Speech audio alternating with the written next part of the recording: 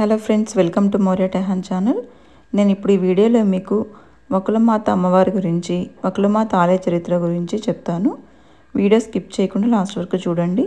Video నచ్చినట్లయితే like చేసి, share చేసి, సబ్స్క్రైబ్ చేసుకోండి. వకులమాత ఎవరో కాదండి, సాక్షాత్తు విష్ణు భగవానుడే కలియుగంలో వెంకటేశ్వర స్వామి అవతారంలో భూమి మీదకి వచ్చినప్పుడు ఆయన్ను పెంచి పోషించి ఆయనకు వివాహం జరిపించిన అమ్మవారే వకులమాత. కాబట్టి తిరుమల వచ్చిన ప్రతి ఒక్కరు కూడా సాక్షాత్ శ్రీనివాసుడి తల్లైనటువంటి వకులమాత దేవిని దర్శించుకొనే వెళ్ళండి, చాలా పుణ్యం వస్తుంది.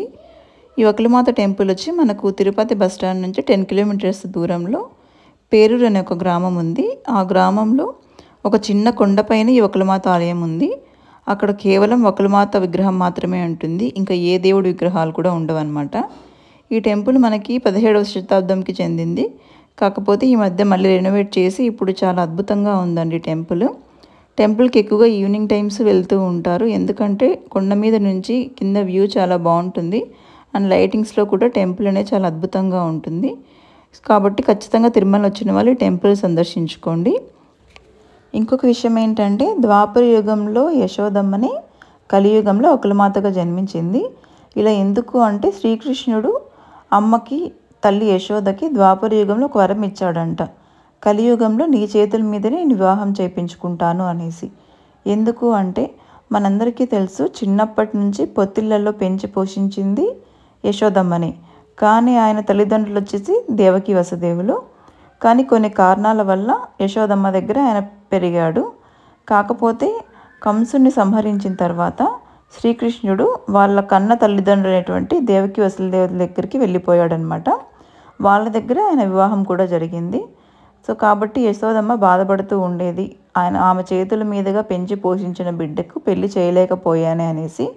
అప్పుడు శ్రీకృష్ణుడు వచ్చేసి వరం ఇచ్చాడనమాట, నువ్వు బాధపడద్దమ్మా, ఈ యుగంలో కాకపోయినా వచ్చే యుగంలో నేను నీ చేతుల మీదనే పెళ్లి చేసుకుంటాను అనేసి. అందుకే ఆమె ఈ యుగంలో అంటే కలియుగంలో వకులాదేవిలాగా జన్మించింది.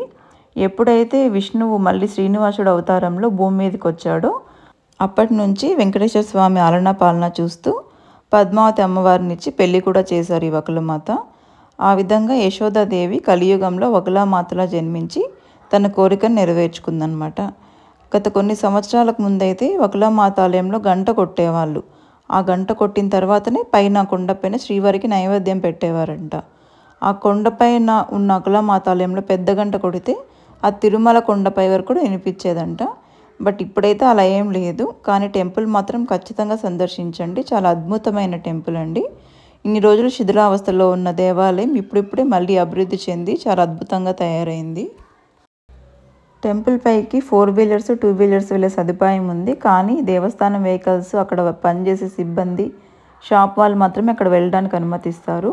మిగతా వాళ్ళు మాత్రం మెట్లు ఎక్కుతూ పోవాల్సిందే. కానీ అదేం పెద్ద కష్టం కాదండి, చాలా ఈజీనే. పెద్ద ఎక్కువగా మెట్లు కూడా ఏమి ఉండవు, ఒక 20 నుంచి 30 మెట్లు ఉంటాయి. అండ్ కొద్ది దూరం పైకి నడవాల్సి ఉంటుంది అంతే. జస్ట్ ఒక 10-15 మినిట్స్లో మనం పైకి రీచ్ అవ్వచ్చు. కానీ ఎవరైనా పిల్లలు కానీ పెద్దవాళ్ళు ఎవరైనా కానీ ఈజీగా ఎక్కేయగలుగుతారనమాట. సో ఇక్కడ మనకి ఎర్లీ మార్నింగ్ కానీ ఈవినింగ్ కానీ విజిట్ చేస్తే చాలా అద్భుతంగా ఉంటుంది. సో ఖచ్చితంగా తిరుమల వచ్చిన వాళ్ళు అమ్మవారిని దర్శించుకొనే వెళ్ళండి. Thank you.